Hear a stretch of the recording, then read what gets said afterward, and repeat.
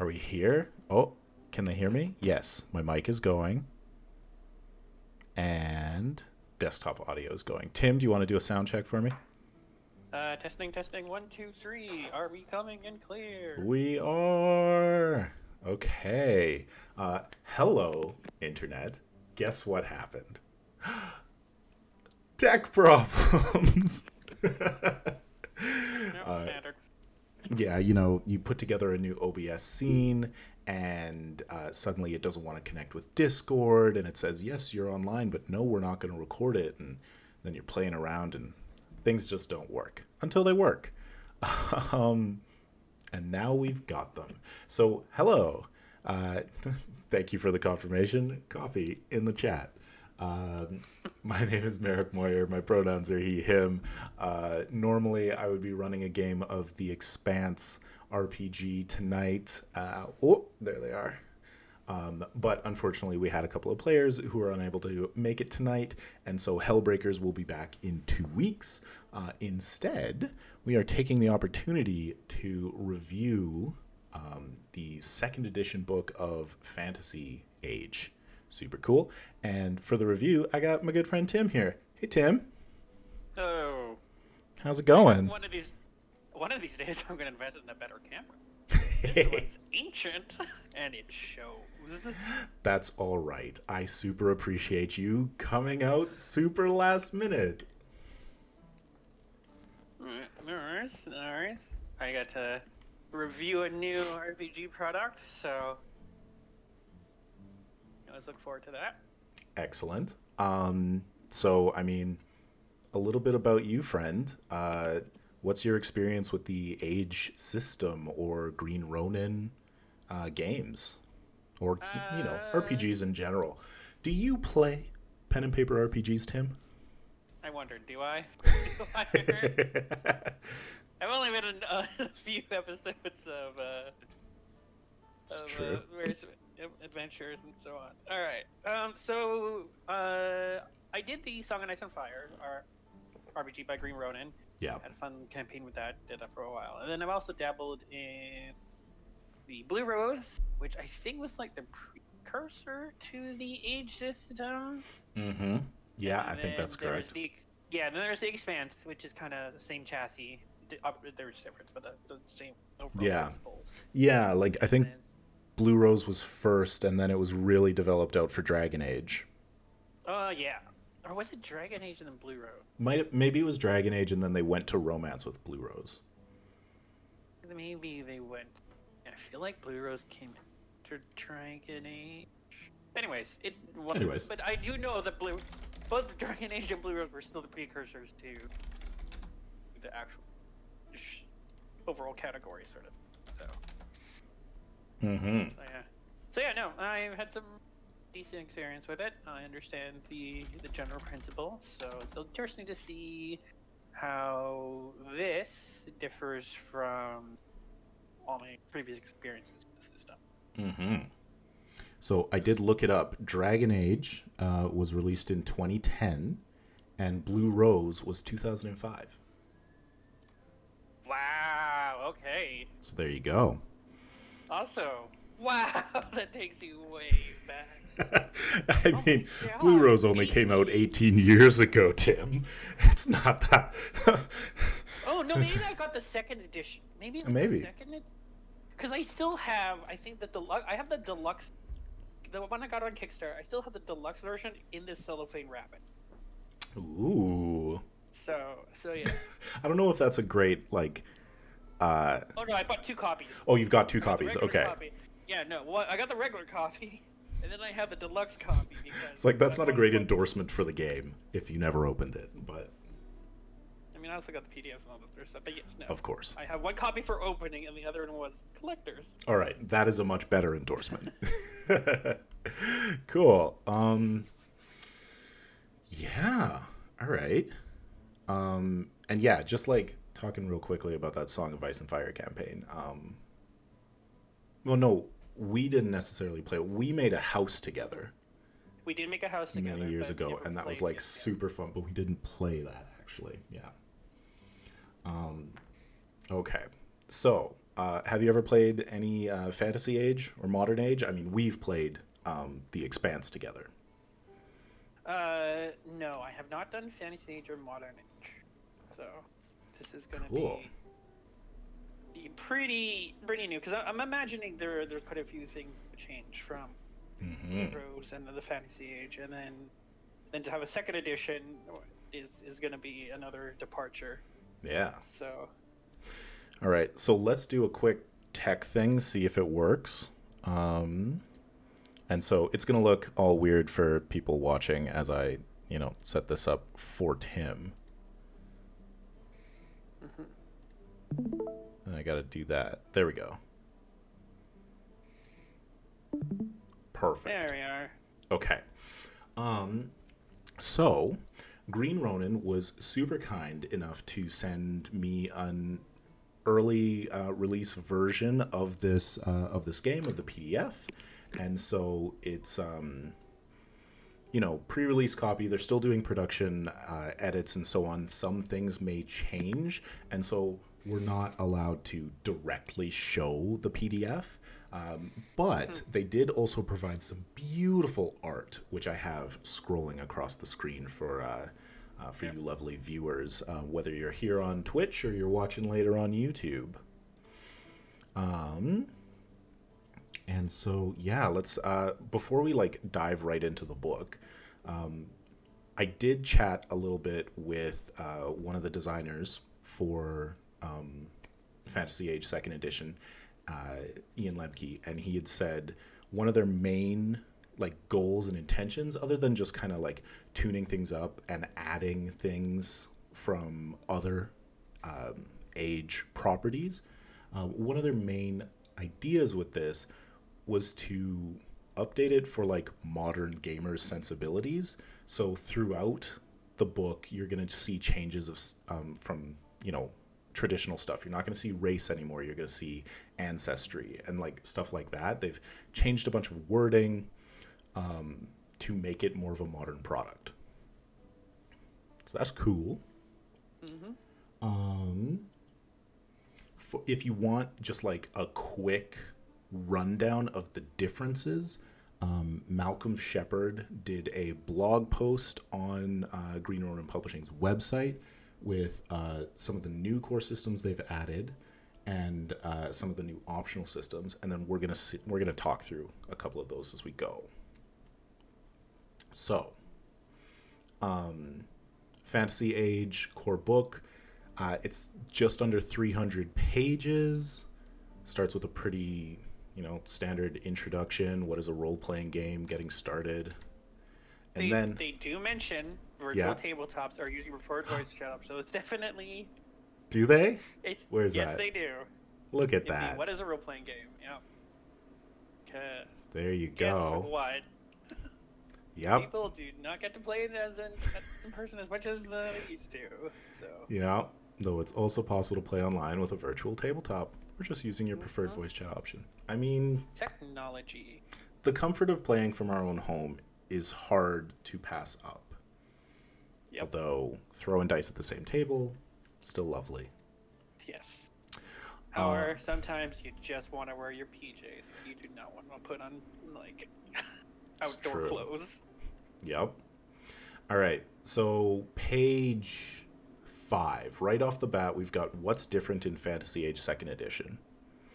Experienced Fantasy Age players and GMs will be wondering what's different between 1st Edition and its supplements and 2nd Edition.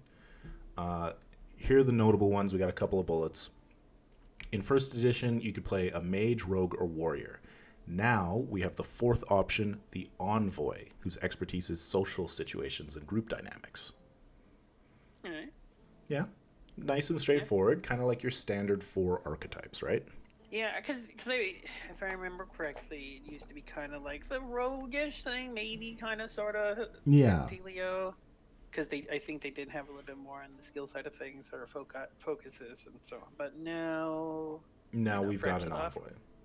Yeah. And Envoy, it's a good word for it. Sure. Yeah. Player characters can now take their first specialization at level 1 instead of level 4. So that's pretty cool. Like getting an immediate subclass. Yep. So it kind of like makes it so that when you start out of the gate, you're a little bit more different than just simply, a warrior or a rogue or a mage. You're kind of like have a thing that you can build upon that's like very distinctly mechanically you versus everyone else. Yeah, because I mean, like, what if, you got 4 players and 3 of them want to be a warrior? Mm-hmm. Yep. You don't want them to all be the same warrior. Anybody watching? Exactly. I'm just gonna like. And I mean, okay, yes, you can specialize. You can do different weapons and all that sort of stuff. Yes, I like there are other ways in which you can differentiate yourself, but within like the greater concept of warrior, however, you want to have that little that side sort of the like, okay, I say I'm a warrior, but I'm this kind of warrior on top of all the other like knobs that you're adjusting and all that sort of stuff. Exactly. Mm-hmm. Everybody is watching me like edit OBS on the fly as I'm just like tweaking stuff. So yes, absolutely. Like get a little bit of customization in there.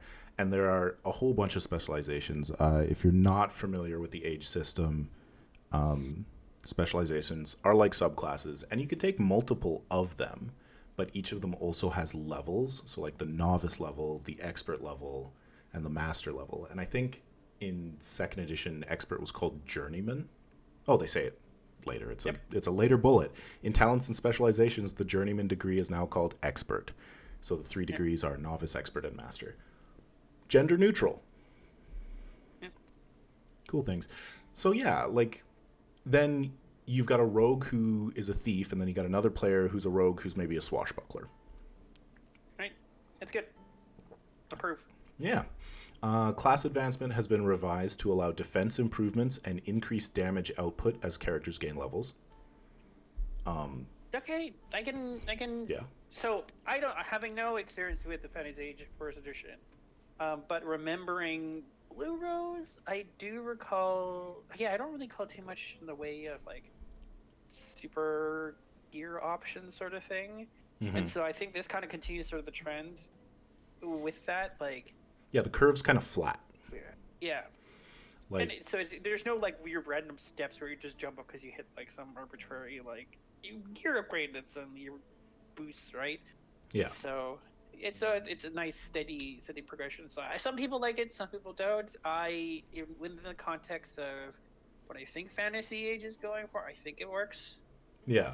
I think it works for what they're going for. So I think it really matches like the sort of ethos behind the resolution mechanic as well. Like for anybody coming new into an age system game, it's basically a D20 system, except that instead of the D20, you use 3D6. So that you get a bell curve instead of straight equal probability. Yeah. New ancestry talents and heritage specializations lets you further define your character's origins. Okay, More options is always cool. Yep, no, it's pretty cool. They can keep it. See, I do like more options, but it's also a trickier thing to kind of balance with each other. Not necessarily to have perfectly balanced, but to just keep them relatively on the same-ish playing field. So, I mean, I've never seen the talents for the heritage specializations before, so that's gonna first if we go over them at any point. So. Maybe we'll skip to those soon. Conceptually, cool. I like it. The game now includes conditions, such as fatigued and stunned, that standardize certain rules effects. Some of these are called defeat conditions. Now when a character or creature drops to 0 health, the victor can choose what happens to their opponent. They can be knocked unconscious, captured, rendered helpless, etc. So not every fight is lethal. That's interesting. Something serious. The trick here is conditioning players to break away from their That's true. That's true. Like, yeah. Like, if from some RPGs, sometimes the only end to the fight is when you or the other guy is goner. So shift away from that is going to be okay. You gotta teach some old dogs new tricks. But it lets you tell more nuanced stories, and it's codified in the rules, as opposed to like, it was just kind of that old. We're doing subdual damage, right? Like I choose to do non-lethal. That's in the rules somewhere.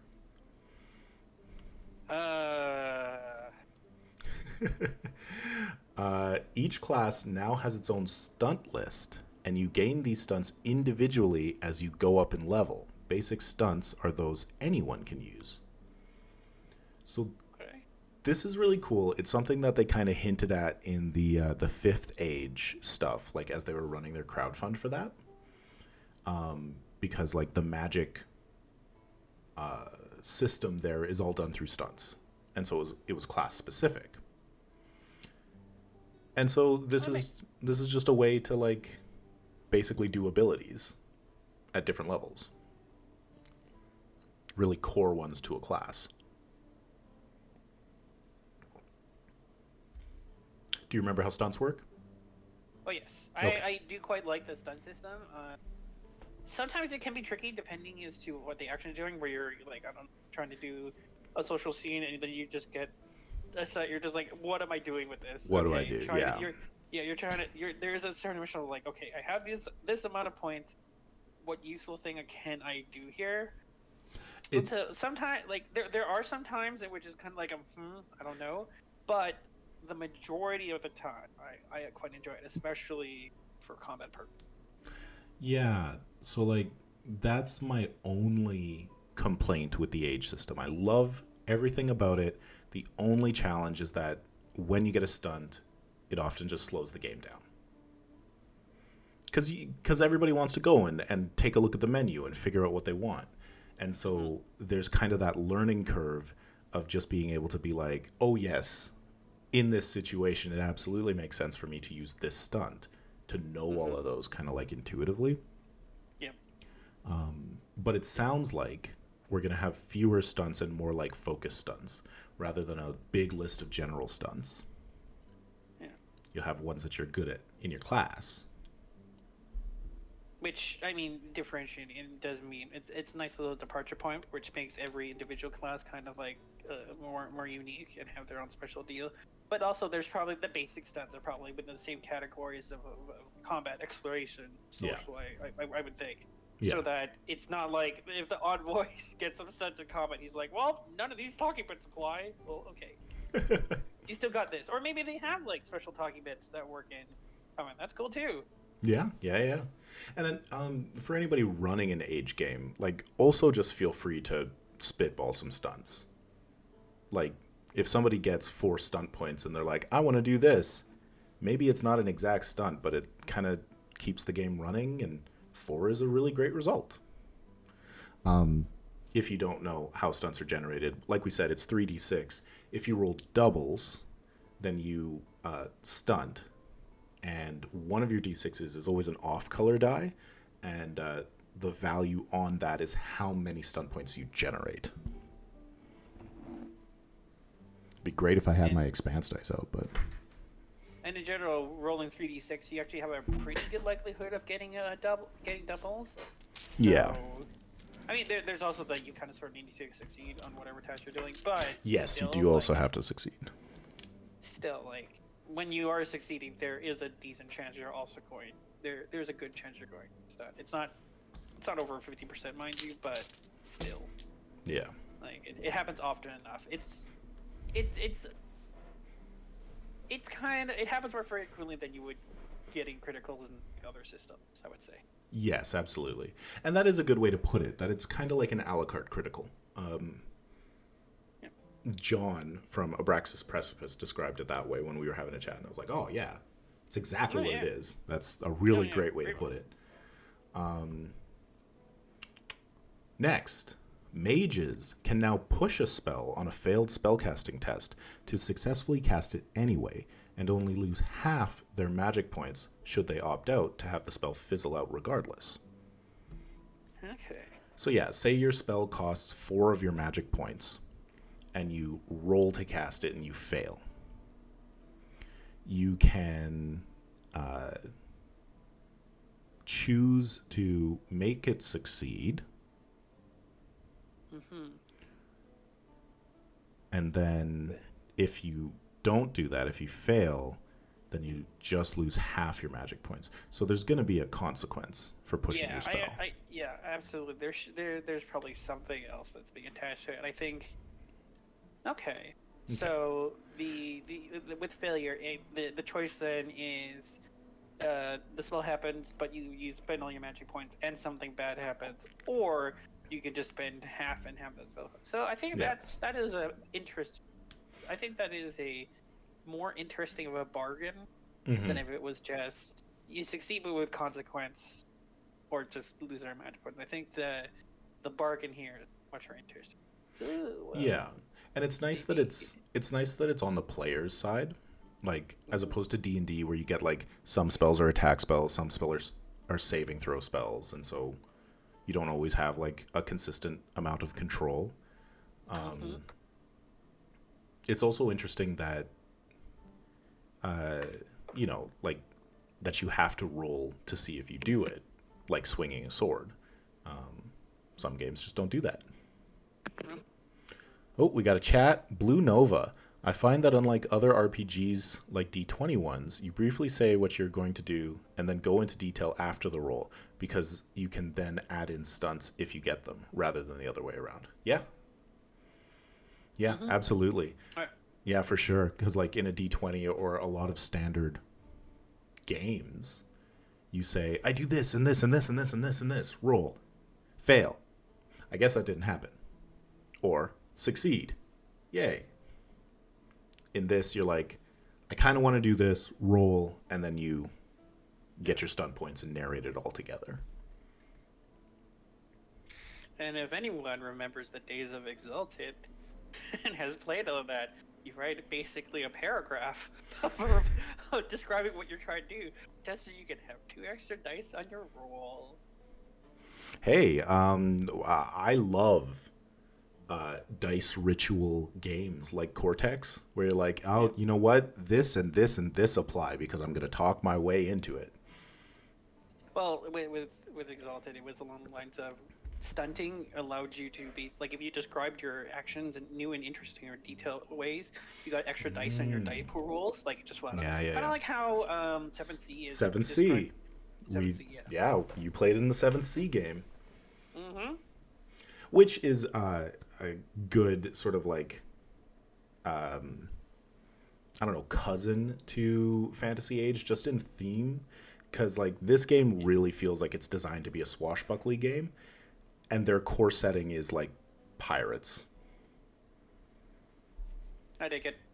I mean, if you look at the Slash, like that intro art, I mean that had some vibes there. Yeah. Okay, so we already talked about talents and specializations, renaming that. 3 more bullets, and then we'll start skimming through this book. Rules subsystems we developed for other Age games have been revised for Fantasy Age and offered as options. You can use the fortune system from the Expanse instead of health, for example. The churn from the Expanse is offered as daring here, and it's complemented by a new peril system. There are also optional horror rules. So cool. Okay. Good stuff. Right, I do love the churn. Modularity. Yeah. Katie apparently really loved the churn, from what I heard. Katie loves the churn. We've got a whole dance for it. The churn goes up and we churn. Patrick hates it and we'll never do it. I have no doubt. Like, there's no doubt in my mind that Patrick hates it. Like, of course he does.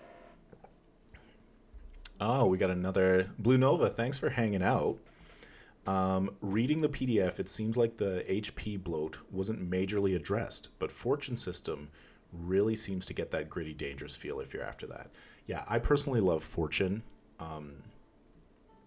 You get, for people who don't know Fortune in the Expanse, it's kind of like health, but it's more like the Star Wars, like I'm just getting missed by every blaster shot until you're actually hit, and you can use it as a player resource to change your dice rolls. And I love that. I love that bit. So yeah, you're spending health now You're spending your health to succeed. And you really, when Yeah. you're looking at that, you're like, how badly do I want to succeed versus how badly am I going to get my butt whooped later on? I Yeah. don't know. And the cipher system uses that too, because you can use your pools, which are your health, to modify your chances. Although it's before the fact, whereas this is after the fact. So, I have some views. I will not share them here. You got some views. That's cool. We're not doing a cipher system review. Tim, I'll invite you back Exactly. when Old Gods of Appalachia comes out or something. Oh boy. Okay. We'll see whether or not I'm a good guest on that one. All right, last two bullets. The following talents and specializations have been renamed. Alchemy is now Alchemical Explosives, Arcane Dabbler is now Arcane Discipline, and Totem Warrior is now Aspect Warrior. Disciple. Arcane Disciple. Oh, Arcane Disciple. What did I say? Discipline. Oh, Arcane Disciple. Thank you. Yeah, name changes. Cool. The drinking focus is now Tolerance. More applicable, like widely. And way more widely. and Slings was added as a focus because it's also a new weapon group. Okay, that's interesting. I'm wondering what also falls under Slings as well, but Yeah. because I only know the one, and hey, opportunity to learn something. All right, so scrolling past that, we've got playing your character, standard. This might be your first RPG stuff, an example of play. Group dynamic, basic group concepts. We're going to go into how to play the game, abilities, game dice, stunts. Good. Ooh, and here's this beautiful piece of art of like them fighting up the stairs against a bunch of cultists. It's been passing by on the screen for people. Blue Nova says, I will say the new art in this book is amazing. Yeah. Yeah, Got some so good far, stuff going. Like they did some real nice stuff here. I am quite impressed. Yeah, it's really cool, and it feels nicely thematic. Feels like its own thing. All right, we're into character creation. Yeah. I will say that it's just because of hilarity, and my mind works that way. With the picture of the cultist, it looks like that one dude with the sickle is about to like stab his friend in the armpits with it. It's not like I understand what the intent here, but maybe the fighter with the flaming sword at the front stunted and knocked somebody back to hit their friend. All right, Blue Nova. Apparently, their favorite section is the player section. So let's check this out. Making a character, 9 easy steps. Concept, determine abilities, choose ancestry, social class and background, choose a class, pick equipment, calculate defense and speed, pick a name, choose goals and character ties. A lot like The Expanse. Determine social class and background. Okay. Mm-hmm. I don't remember that being a thing. I don't think it was. That's definitely out of The Expanse, and you could roll it too. So like, let's check out if they got some tables. Right. Yeah, determining abilities. So they suggest that you choose advances. They also have the alternate of rolling ability ratings. Then you got your focuses, ancestries. They've got a big sidebar for mixed ancestry characters. I read this one where basically you choose a primary one, and then your secondary one you get an ability from. Okay. Oh, Blue Nova clarifies the art for this section is their favorite. Okay. Yeah. Yeah, so ancestry benefits, they're going to give you a focus, a special ability, a talent, and a weapon group. And then if you're mixed ancestry, you get to choose a talent from the other ancestry, I believe. Oh, right, there's benefits. Use that ancestry's basic rules with one exception. Instead of choosing 2 benefits on your dominant ancestry's benefits table, you pick 1 benefit from your dominant and 1 benefit from your other. Cool. Okay, cool. Lizard people. We got some dragonborn. Sorry, dragon folk. Humanoid dragons, yes. Yeah, we got dwarves. We've got elves. Yeah, great art, good diversity. We got gnomes. That is one red bearded gnome. Yep. That man is fiery. that is like yeah. Ooh, okay, We goblins. got goblins. Cool. Love some goblins. Blue Nova. Also, the Envoy class is a great addition. Apologies if don't apologize for talking. You're chatting with us. Chat it up, Blue Nova. Welcome to the stream. We got halflings. We've got like an armor-plated knight halfling, and then like just like drunken farmer halfling. How would you describe that man? He's either a wizard or a priest who has dabbled in the communion wine a little too hard. Yeah. I think he's meant to be a wizard. I think so. He's got a big staff. It's got a little dangly thing. Yeah. So chances are, I do like the idea of halfling in like a full plate. You don't normally see that. And so yeah, that is an interesting splash. Like, hey, just because you're one of the stereotypical race, so that doesn't necessarily mean you can't, Yeah. throw down. All right, I like that. Blue Nova, I fully agree. Age games don't get enough love. They're great. They're super fun.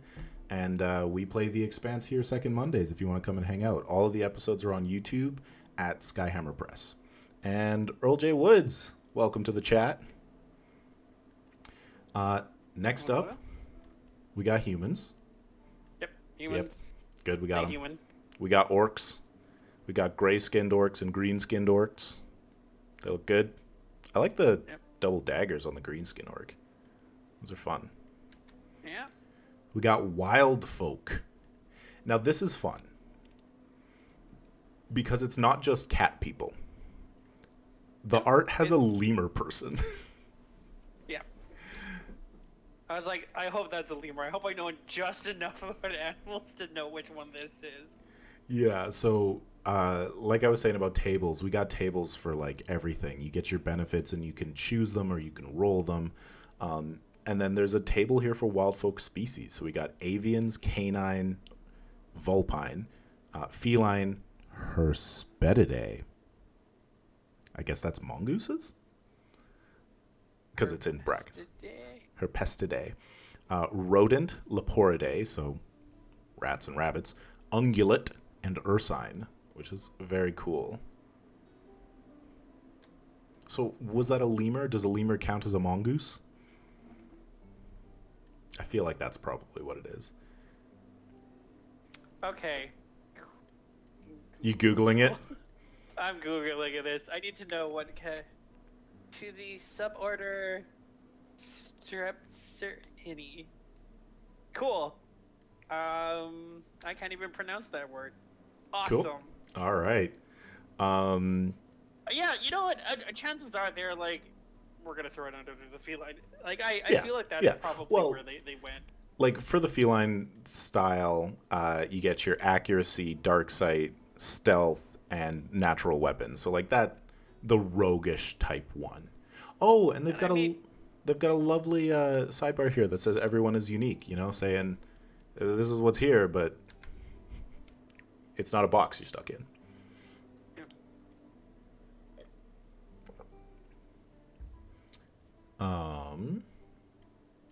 So backgrounds, we've got our social class descriptions. We have outsiders, lower class, middle class, and upper class. And then your backgrounds, you take those 4 classes, and then there's 6 under each, and you can roll there and get some descriptions. Okay. Tim? And then... Do you have a D6 handy? Yes, I do. I'm going to roll for my social class. You roll for yours. Ha! I'm middle class. Okay, let's go with outsider. Yeah. Outsider. Okay, and then in middle class, I am a scribe. Just doing some writing. I'm apparently a pirate. Ooh. Here, right. I'm gonna do a little sneak peek as my little scribing stuff. Ooh. There's my latest freelance. That's not, unfortunately, for Green Ronin today. This is some freelance for Modiphius Entertainment that's coming out later this summer. Okay. All right. Yeah, so these, yeah, they let you pick another focus, it looks like. Yeah. All right. And they give you two options. So, as a pirate, you'd get dexterity sailing or strength intimidation. All right. And then, Blue Nova also says, missed Earl J. Woods. If I ever get shot with lightning, I hope it doesn't come out of my eyes. Blue Nova says the new art for the Mage, Rogue, and Warrior is so good, and they love the Dwarven Mage, but they're biased against dwarves. So we're coming up to that. Yes. I love this art too. I got this one in one of the scrolls. I will say that dwarf was pretty happy about how that chain lightning was just wrecking people. Yep. He was a little too enthused. All right, we are into classes. So we have our standard 20 levels for an RPG. Your first specialization. It can be difficult to choose, so here's two options. That's always nice. Okay, yeah, all right. Envoy could be a diplomat or spy, mage and arcane scholar or elementalist, rogue, assassin, or razor. Razor, right? It's got to be like a street tough, right? Like, I don't know, feel like what's the thing in Shadowrun where they're samurai? not yeah, kind of Street Samurai is what I'm thinking, but like Blade Boy or something. Isn't there something like that? I know there's the Gunfu thing with the adepts. Maybe it's not. Maybe it's not Shadowrun. Maybe it's Cyberpunk, and I'm just getting my Cyberpunk stuff all mixed up. I think there's Razor Boy or something in some game. It's just stuck in the back of my head. Okay. And Warrior, Berserker, or Guardian. Health advancement, okay, increases whenever you gain a level. You gain 1d6. Okay, yeah. Sorry, not going to specific rules, but okay. So I think if I wrote them correctly about the health blow was a thing, it does seem like they've addressed it a bit. Mm-hmm. So. Yeah, so for the first 10 levels, you get 1d6 plus your constitution. And then from 11 to 20, you just get your constitution ability. Every level has additional health. Which, I mean, health definitely... The way that health grows in, like, 5th edition D&D is related to the fact that magic spells and magic items do so much more damage and people have multiple attacks per round. Mm-hmm. Which is not necessarily the case in Age. So, if you make health go up too high, then combats get too long. Yep. So we got the Envoy art, kind of a swashbuckly person here. All right. I like this. The core primary. Okay. What you looking at? Just looking at the list of primary abilities, I did not expect to. Okay. All right. Definitely. Communication, fighting, intelligence, and willpower. Okay. Didn't expect fighting, but sure. Anything of the following. I love how black powder is just, core. Yep. I mean, yep. Yeah. Like spirit, okay. Some class powers. Mm-hmm. All right. Yeah. So we got lots of little things. Oh, and we're into the mage. Here's our dwarven mage. That is an excellent dwarven mage, Blue Nova. Glowy green ball, glowy eyes, little ram's head staff. Ooh, and the rings. Yep. Like the rings. That is a statement. This is okay. Okay, and then we've got just a core ability of Arcane Blast. So this is like your cantrip. This is your Eldritch Blast. That doesn't require you to use up your magic points, of which you get 10 plus your willpower plus 1d6. And then, kind of like hit points, you get willpower plus 1d6 every new level until 11 to 20 when you just get your willpower. Okay. All right, let's cruise through these. Rogue. Got a super cool pirate lady. Double guns, little short sword. Yeah, they're a little bit faster. They got a sneak attack. Once per round, you can add 1d6 to the damage of a successful attack if your dexterity is greater than your opponent's, or if they're defenseless, prone, stunned, or unconscious. Yeah, I think I remember that being a thing in another game. I mean, that could have been in first edition. Yeah. Because again, for Age, I mostly play the Expanse. Mm-hmm. The Warrior, super cool tattooed orc. Yeah, that is. With like a tabard and a big sword. I like his loadout. Also, he's got really nice hair. Yeah. He's got the little side shave too. Yeah. I mean, it's a nice cut. A little bit of a widow's peak showing up too. Oh, okay. So I just want to look at this because there's some multi-attack stuff. So they've got at level 15 quick strike. In any round, in which you do not make an expert strike, you can choose instead to make a melee attack versus an adjacent opponent as a minor action. And then so if we find expert strike, here we go, level 10. Once per round, you may inflict an additional 1d6 damage with a successful melee original. Okay.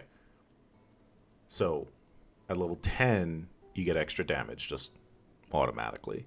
At level 15, you can translate that into 2 attacks without using stun points.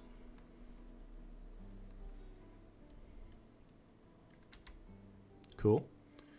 We got equipment, wealth. They're going standard fantasy here with like silver pieces and actual costs rather than like something like income, which is what the Expanse uses. Which is good. How do you feel about your economy in fantasy games?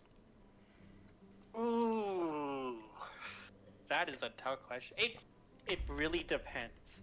It really kind of depends as to how gear is abstracted within the setting. Because if it is pretty abstract, then I don't necessarily want to get down into the nitty-gritty of like. I only have 50 copper. Right. And then if it is something where like gear really matters and you're kind of doing that sort of like trying to where you're doing, then you kind of do have to do sort of a bit of a resource management and make decisions on the card. That's usually where I lie, depending as to the. I mean, I'd be convinced otherwise, but they really have to do something like, okay, this is interesting, sure. For me to kind of in regards, but that's usually where I like that the economy system has to match the equipment system, right? Mm-hmm. Yeah. So we got the basic rules section. I think we can pretty much motor through that. So that's just gonna be not a lot of change from first edition, as I understand. This was one thing that I caught that was new. They've added rules for chases. So now it's abstracted. Instead of like just doing a round by round thing, they've got foot, riding, or vehicle chases and rules for crashes. Yeah, so action time, you got your major actions, your minor actions. We've got our standard combat and movement. Missile weapon ranges. Oh, so there you go. Tim, we got a hunting sling and a slingshot. That's pretty fun. Okay. Yeah. Oh my god, these wolves have scorpion tails. What is happening here? That is hostile. That's horrific. Why? What if scorpions were pack hunters? No, please, thank you. What terrifying world do you live in that has to be a thing? Yeah. Okay. Yikes. So, yeah, oh, look at that. Ooh, this is beautiful. Okay, so this piece of art that we're seeing on page 57 has got a giant or troll, possibly undead, like kaiju sized, stomping through a village with like a temple on its back. And it looks like it might be using a piece of building as like a weapon. I mean, that reminds me of like Souls-like games. That Yes. reminds me of Shadow of the Colossus and all that sort of stuff. That is an evocative piece of art. Mm-hmm. That is the thing. Yeah, because it does look like he's wearing like a building, or it's wearing a building for a helmet too. Fragged Eternum is what I'm thinking, which is a Souls type game. Yeah. Oh, we got some chat things I missed. The Envoy art seems very Persian inspired. Yes, agreed.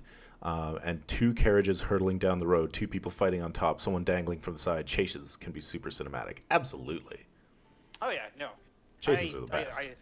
Chases can be quite fun. I've had, not necessarily in this system because this system has just come out, but yeah, there have been some fun times in chases.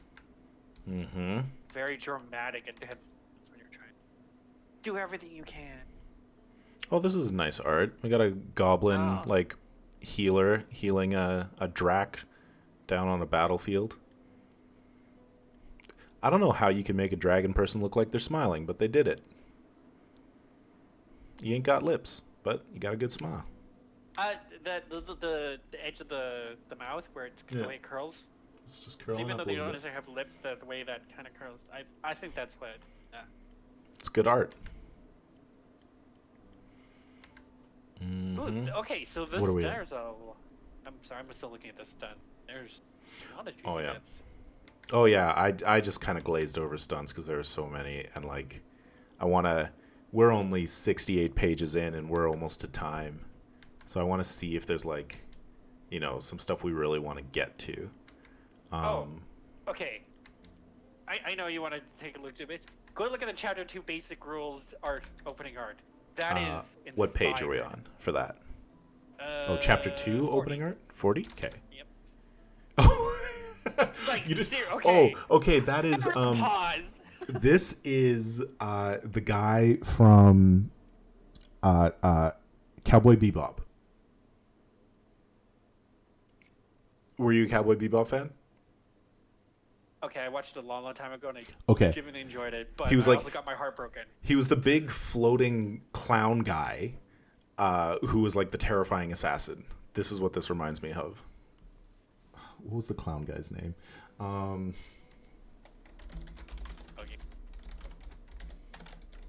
Anyways, yeah, so there's a big heavyset dude in a gorgeous puffy blue and gold cape floating down on magical power.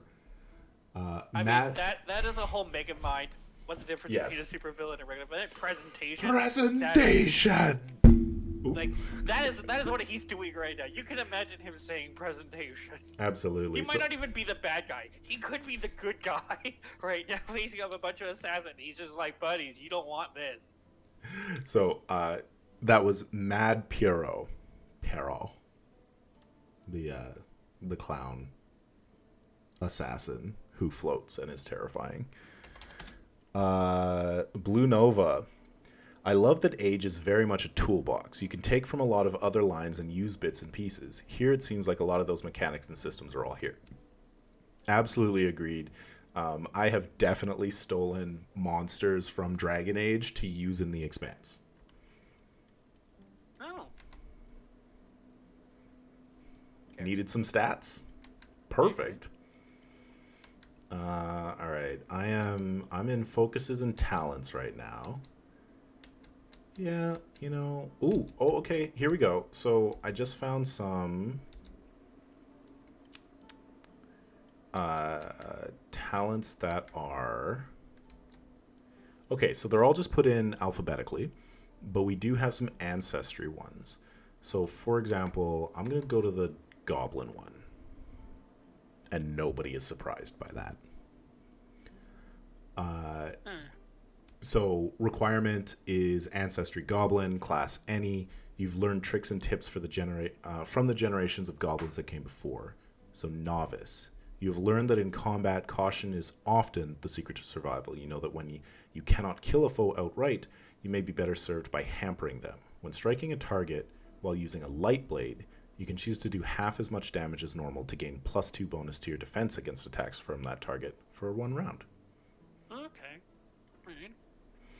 And then the expert one is also with a light blade. Half as much damage to reduce their defense.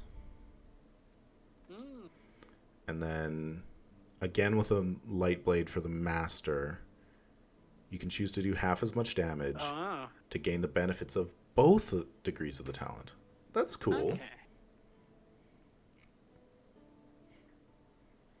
Yeah, Dragon Age is great. Okay. Just chatting with Blue Nova again. Yeah. Any ancestry talents you want to look at, Tim?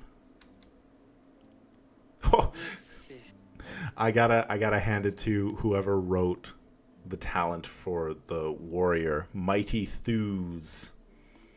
Oh god. That's a reference to a lot of things, but I call it back to when Harry Dresden made a barbarian in his game.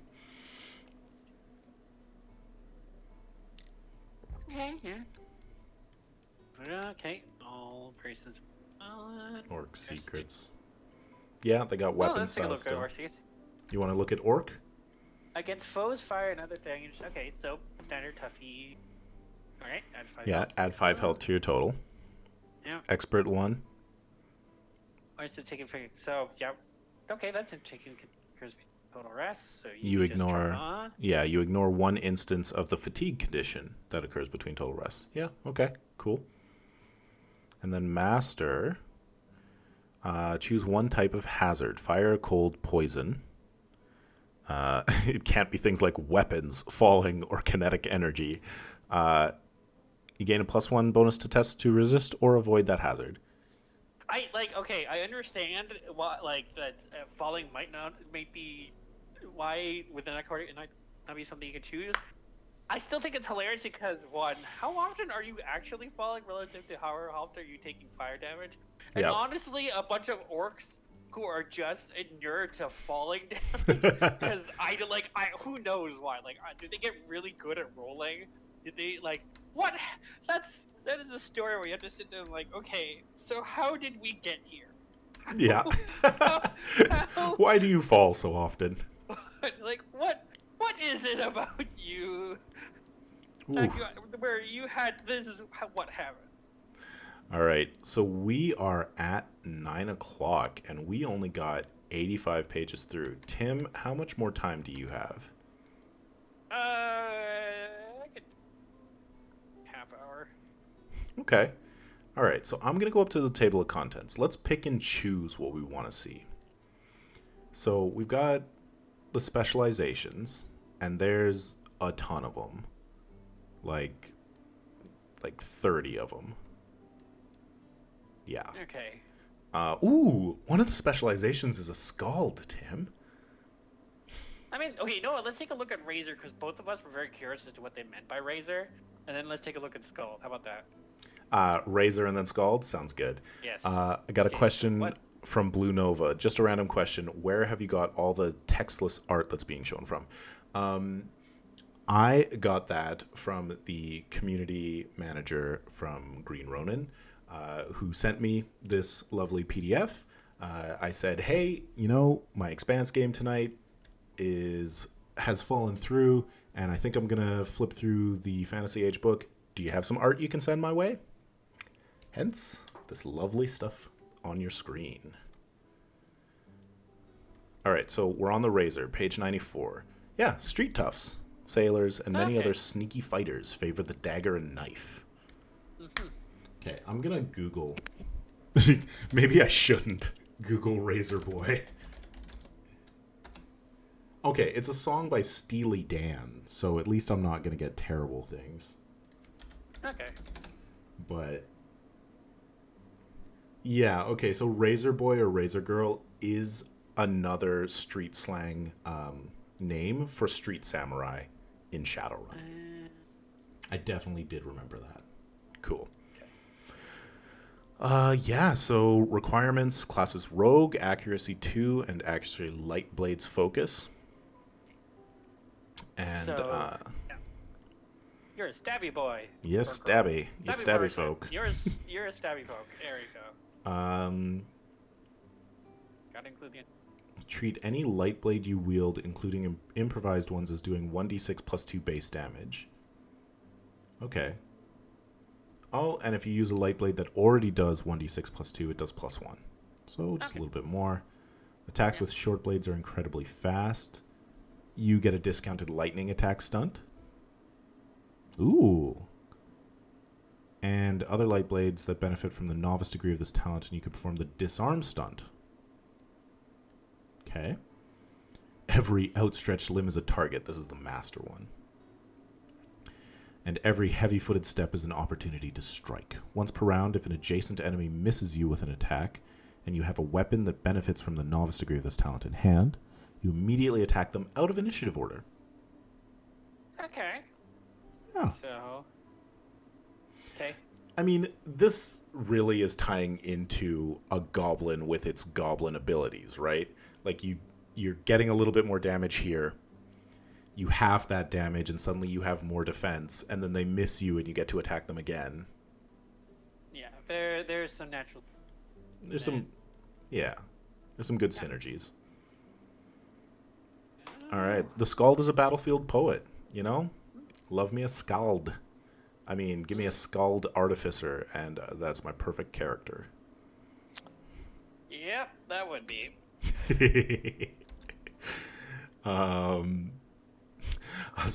A singing, inventing goblin. Perfect. I'm gonna take a look through it. Okay, you know. You're looking at Skald, or which one are you looking at? No, well, look at Specializations, see if they do have any crafty. You don't really see one. Oh yeah, like if they've got anything, like gear focused. Doesn't look like Specializations that the artificer is a thing. On the other hand, you could be a Skald necromancer. Could be a Skald necromancer. Oh let's no, see. because Skald means that you need to be an envoy. Yes. You cannot cross the streams. Darn. Unless I have a very friendly GM who lets me. Cool. How are you cool, casting cool. magic spells again? Okay. He have specific sort of ability. All right, so we've got an equipment chapter, which we can skip over. We got a magic chapter, of course. So if you're not familiar with Fantasy Age magic, there's a whole bunch of arcana. There's like 15. 1, 2, 3, 4, 5, 6, 7, 8, 9, 10, 11, 12, 13, 14, 15, 16, 17, 18, 19. 19 arcana. That are like, they're the elemental ones, and then death, enchantment, illusion, shadow, wood. Very cool. Oh, and so do you get training, I guess, then in the Arcana then? Yeah, I believe when you're a mage, you get 2 Arcana right away, and then they're just like other talents. You can up them, and every time you do, you get additional spells. Let's go to the chapter and take a look. Yeah, it looks like it. Yeah, Arcana and spells. They're organized alphabetically by Arcana with spell talent. Yeah, so just looking at Air Arcana. At Novice, you learn 2 Novice Air Arcana spells of your choice. At Expert, you'll learn 1 Novice or Expert Air Arcana spell of your choice. You also gain the Focus in Intelligence Air Arcana. And Master, you learn any 1 spell from the Arcana you wish. I'm assuming from, its own. You can also choose 1 spell stunt that you can perform for -1 stunt point when casting Air Arcana spells. And then for each of those 19 Arcana, there's going to be a list of spells at different levels.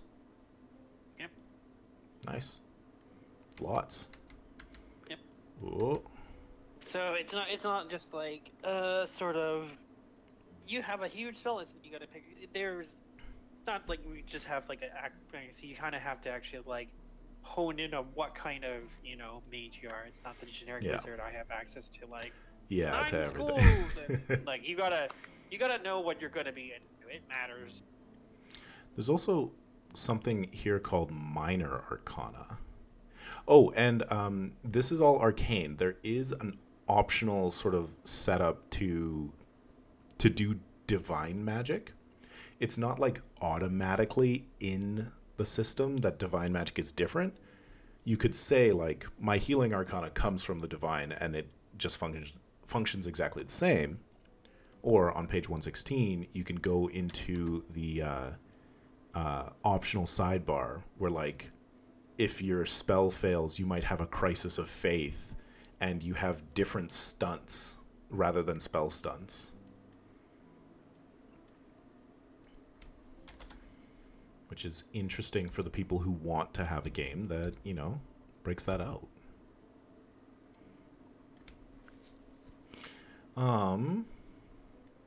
Should we look at the class stunts?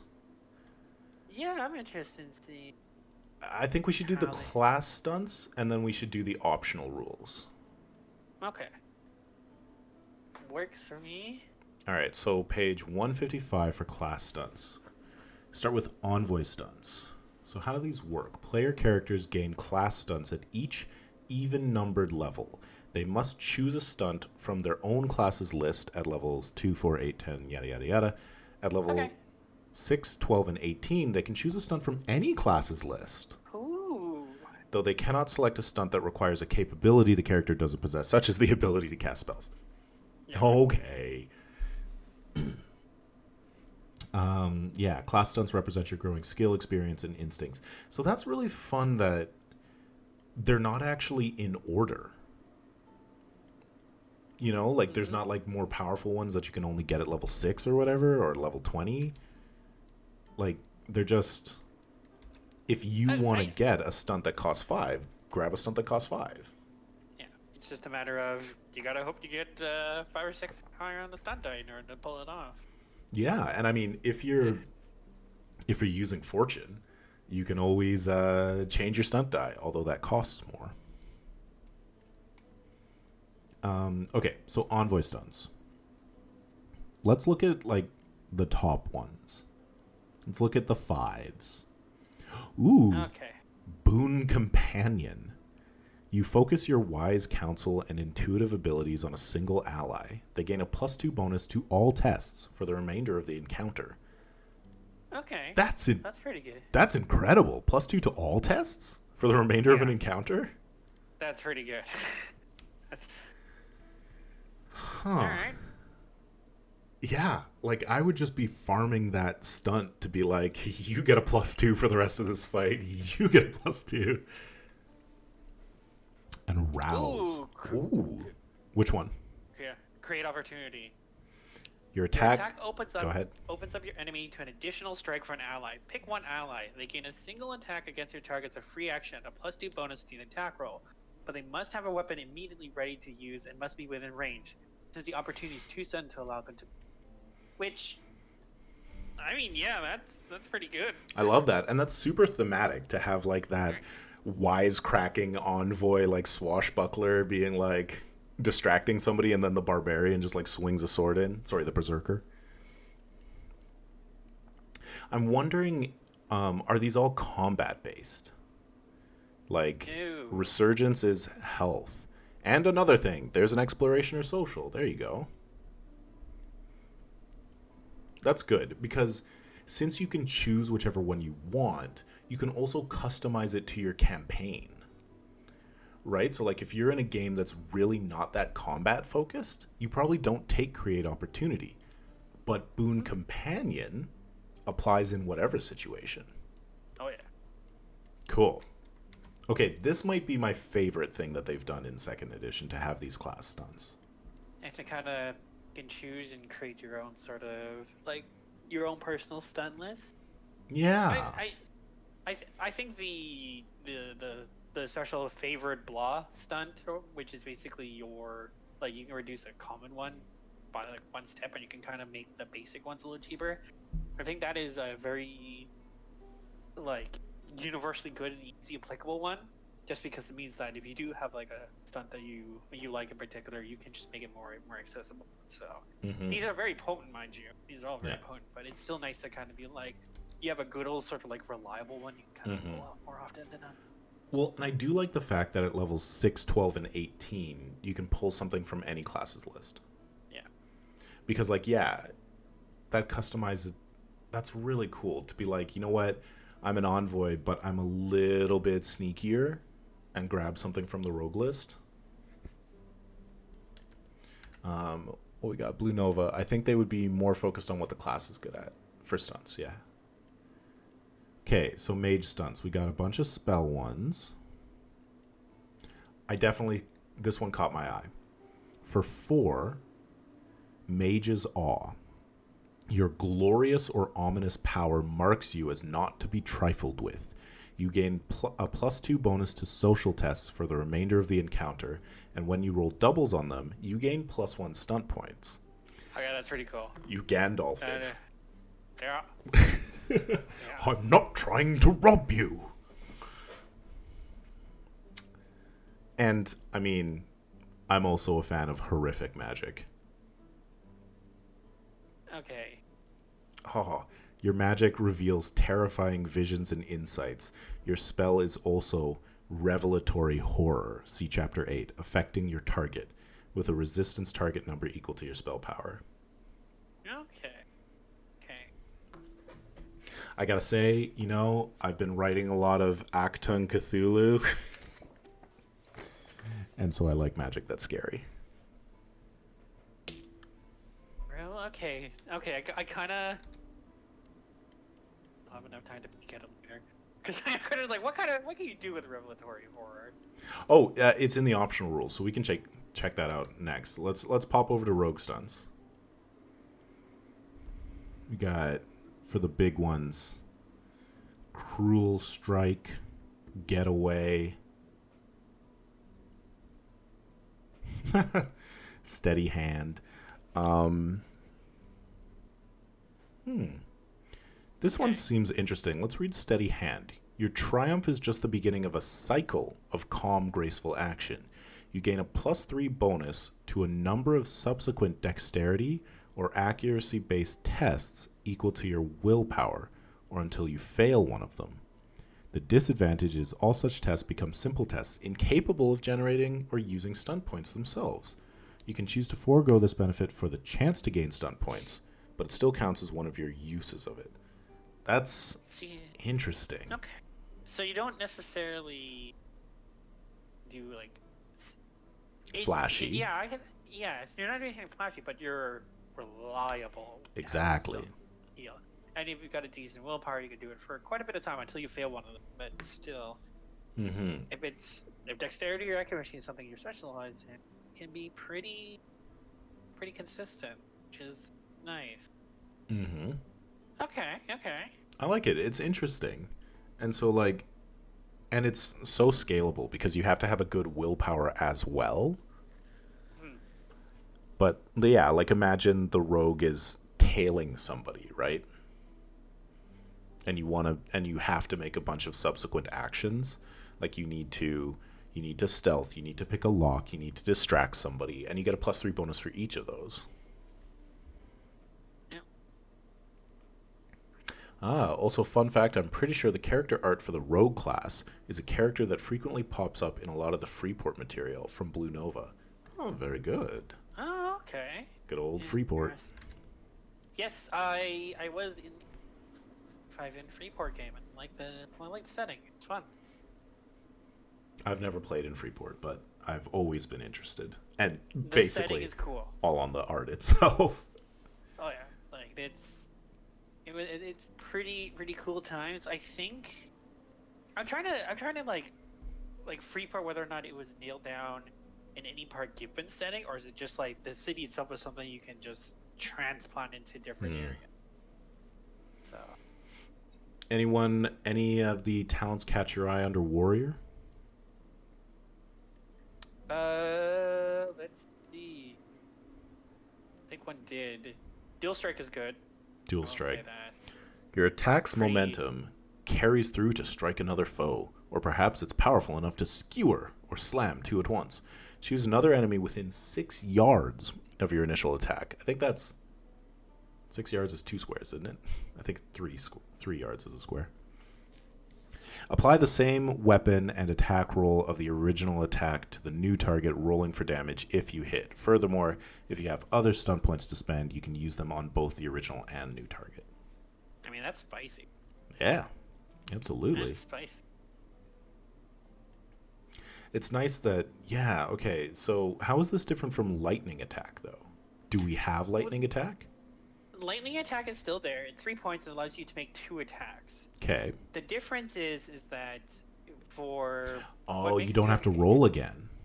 You don't have to roll again. And on top of that, you can... Like, lightning attack, I think you can attack the same person. Yeah. But this allows you to attack 2 different targets. You don't necessarily have to roll again. And also, if you do have, like, extra XP to spend, it's... Yeah, carry them over. Both. If you get the 6, yeah. Yeah. That's pretty cool. Or if you have the, like, a reduction. Yeah, crazy. like a benefit. Yeah, that's pretty cool. All right, you sold me. That's nice. All right, so we're into the Game Masters section, which I love the Game Master chapter art. Like, there's the big full-page one, which it's actually showing on the screen right now, of the 2 people, one with a teacup at the prow of the boat. And then the next one is like, you know, a hooded figure with an arcane book. It's kind of off the screen right now, but there's my art from Allie of basically me doing that same pose. Okay. So we got a lot of how to make your game, some more cool art. But we want to get to the optional rules. Oh, this is fun. You see the art on page 167 of a bunch of people at a table? Yeah. Nice. It's nice. It just feels homey. Yeah. Blue Nova. Yeah, Freeport is fantastic. They've said that there's a new Freeport Age book coming out in the future. Cool. Ooh. That's intriguing. Okay, we got relationship rules. We got mastering the rules. Yeah, so, you know, help people run the games. Run your games better. Social surprise. Here's our chase rules. What's that? I skipped to the horror test because I wanted to see what revelatory horror is, and I'm like, oh, that makes sense. Perfect. I just got there. Okay, so we have horror, the horror test. When the game master decides a horrific event has occurred, they call for a horror test for all who witness it. A horror test is a willpower test with a focus used and the result of success or failure depending on the nature of the horror, whether it's unnatural, which is courage, revelatory, which is faith, threatening, which is morale, and vile, which is self-discipline. And if you fail them, each one gives the first 2 give confused, and then the next 2 give frightened. Okay. Cool. So now I'm thinking about like the horrifying magic and using that on someone you don't like when you're healing them, and just be like, you're gonna learn a lesson. I'm gonna show you some things. Oh, I had I read this amazing thing on Twitter.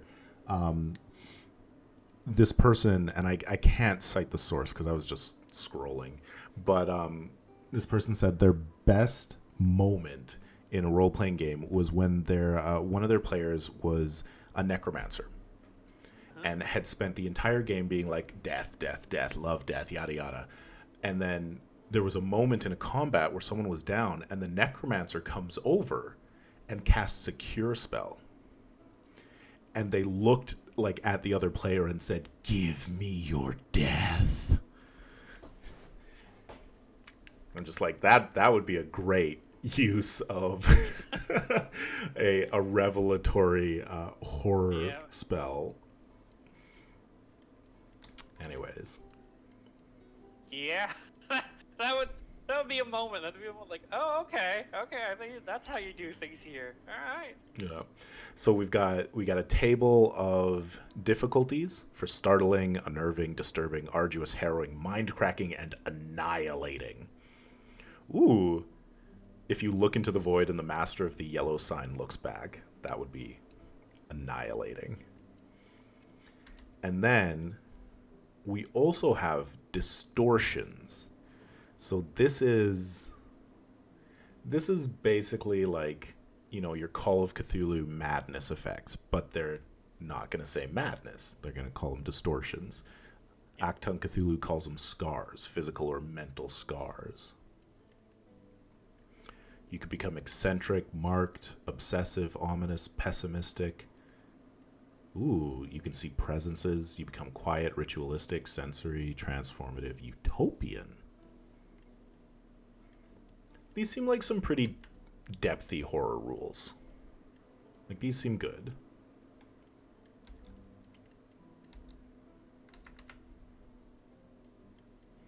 You want to look at peril? Okay. Peril is the churn. Hmm. So, at the beginning of each adventure, the peril pool starts at 0. You add 1 to it anytime a player succeeds on an ability test and rolls 6 on the stunt die.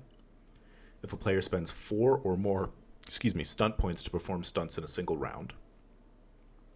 When the characters successfully defeat an encounter or hazard, or the group completes a section of the adventure.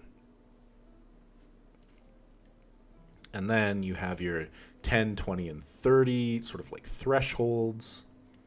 Yeah. You roll a d6 and see if something triggers. And yeah, we've got our peril activation table here. Interesting, yeah. Cool, yeah. We got some hazards, additional tests. They've got this laid out really nicely to just like flip to the page. This is the sort of page that you need to put a flag on. Like put a little sticker so that you can get back to it all the time. Yep. I bet you they'll put out a GM toolbox that's got, these on cardstock. Oh yeah. Or I think they did they work anything with the GM screen? I can't remember. Yeah, with the GM screen. Oh, there. Also, interesting art about a weird crystal mantis. Oh, Blue Nova says that there's a peril sheet near the end of the book, which is really slick. There you go. Good. Yeah. Okay. Yes. I don't know what's up with this crystal praying mantis with floaty crystals around it on page 196, but it's pretty cool. Climbing up the side of a building. And people are falling. Yep, 2 people are. I regret the course of action. I regret the decisions that led me to this course of action. One guy's going. All right. Okay. Daring pool. This is the last thing I want to go through because it is interesting. So you track it with a bunch of dice. At the beginning of each adventure, the daring pool starts at 0.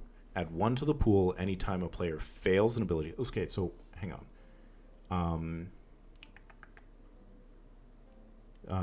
When they recover, it's time for heroics.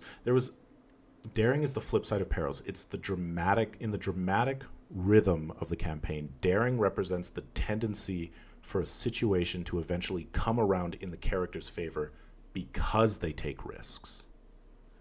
So eventually good things will come back, whereas peril or churn is you've been doing good things, eventually the universe is going to punch you.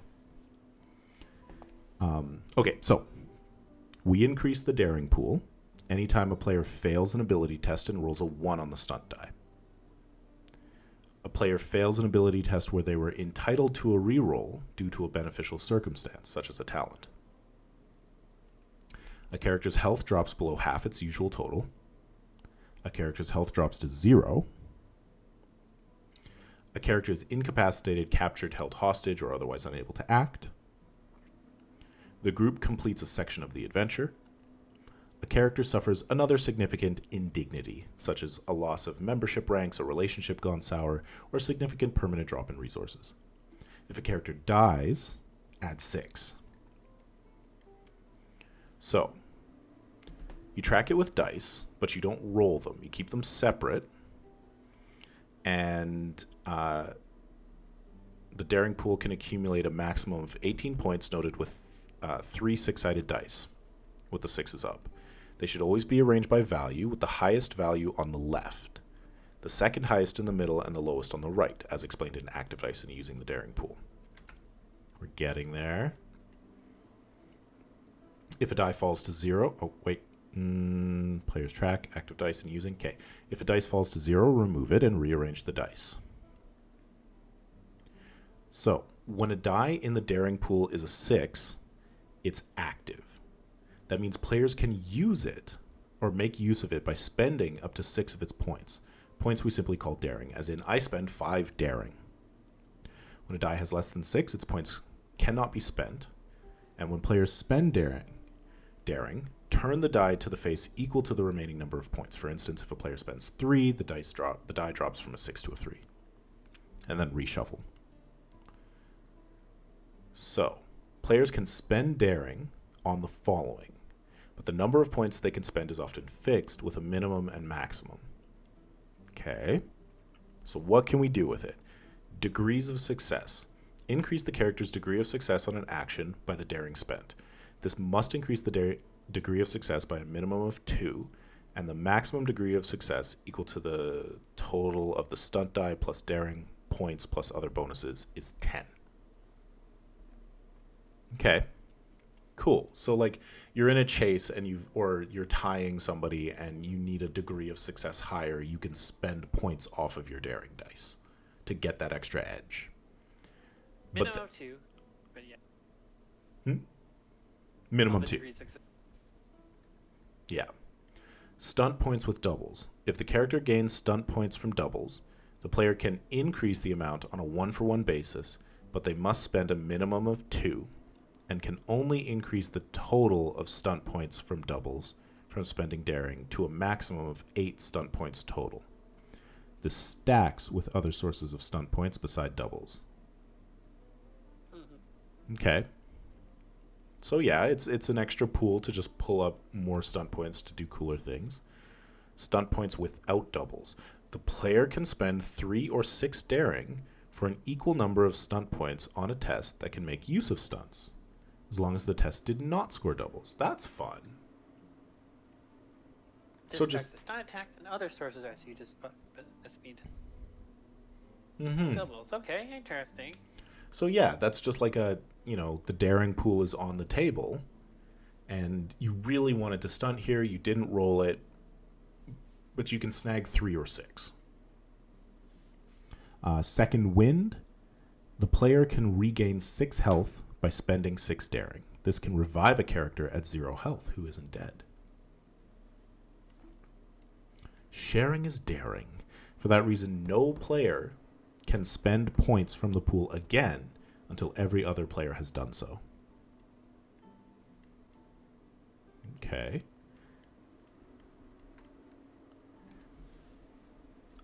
I like the daring pool, but do I like it more than the peril pool? Right?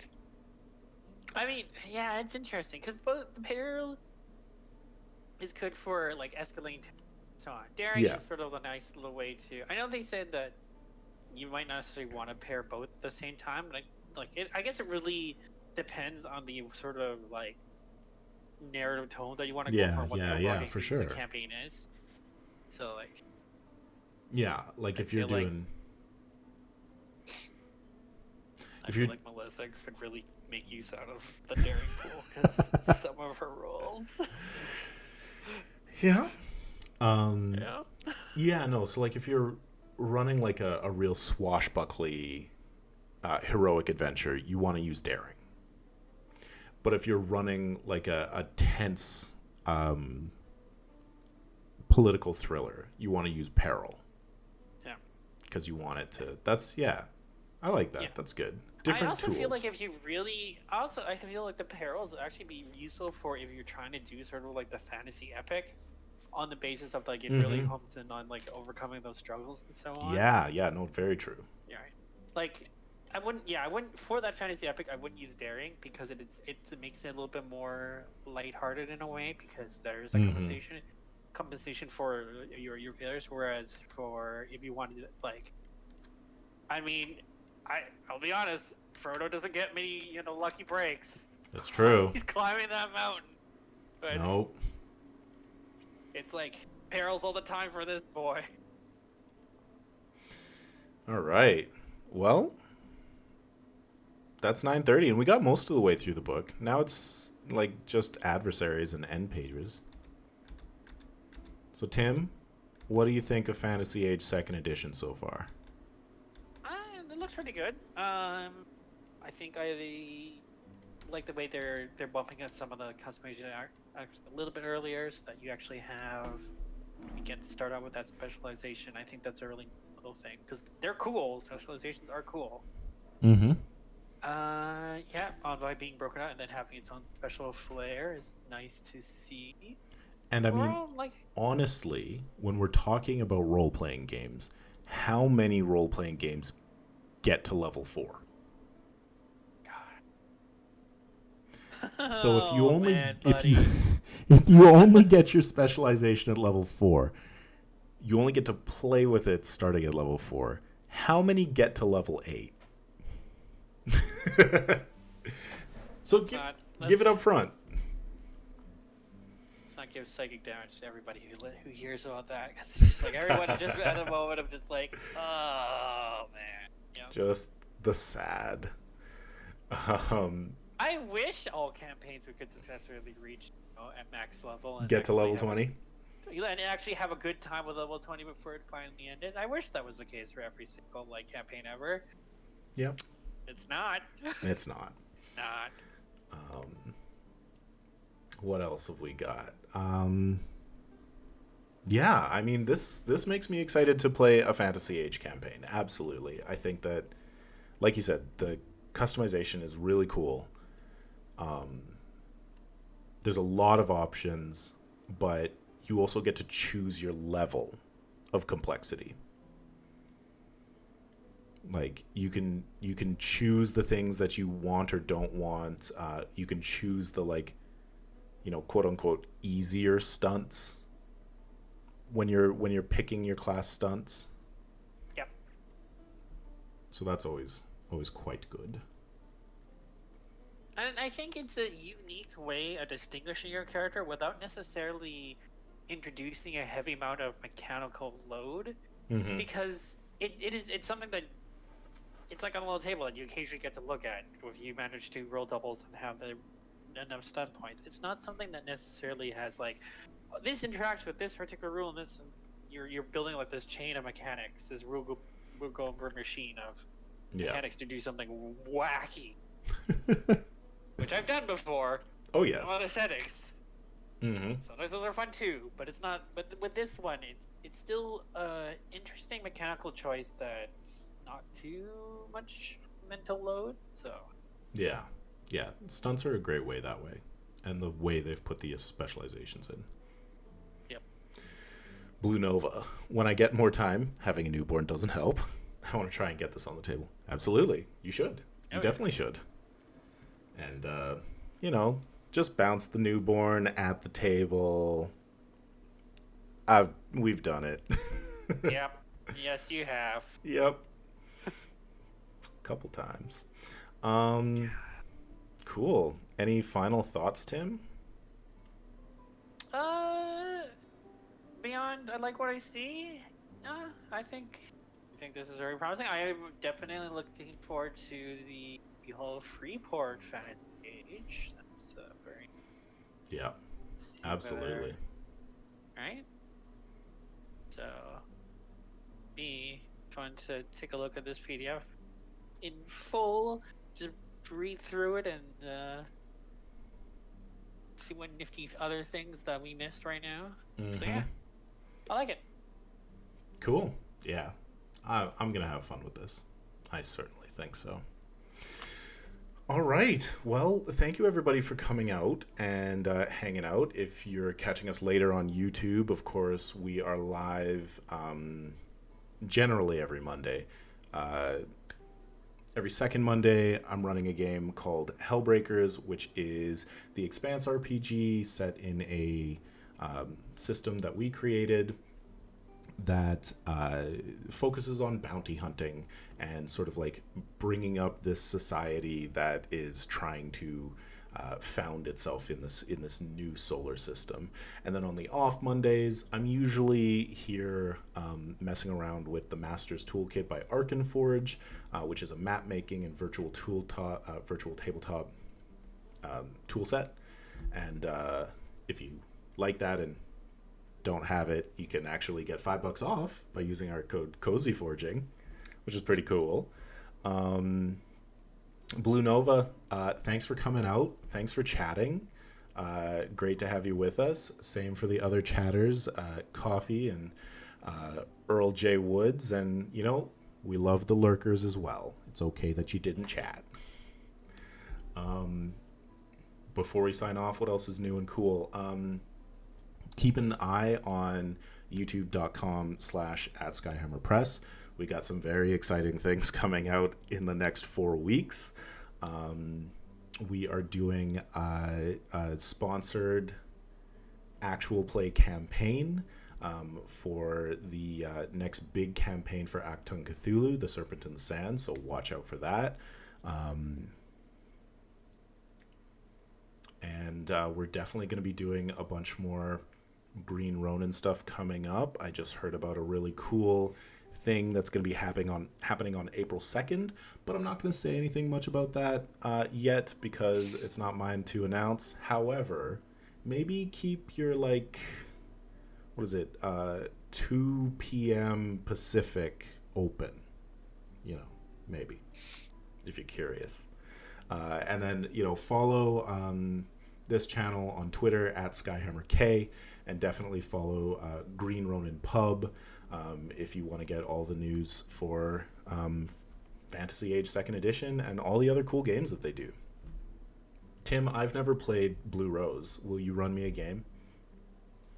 God. Tim is currently... GMing my fears. You're running me a wonderful game right now. Tim is running us our Sunday group a game every second Sunday in a setting that we love in 5e, and it's excellent, Tim. It's nerve-wracking. It's super fun. And it's a hard load, too, because it's level 20. Oh, God, yeah. I've long since given up the idea of making things like bounce or anything like that in the encounters. I'm just kind of throwing, what kind of interesting things can I throw at you with, interesting lore ideas behind it? And then we'll see what happens. We'll see whether or not it works out. Yeah. I mean, honestly, level 20 is a crapshoot. Just do whatever you can and go by the seat of your pants. All right. Level 20 wizards are scary.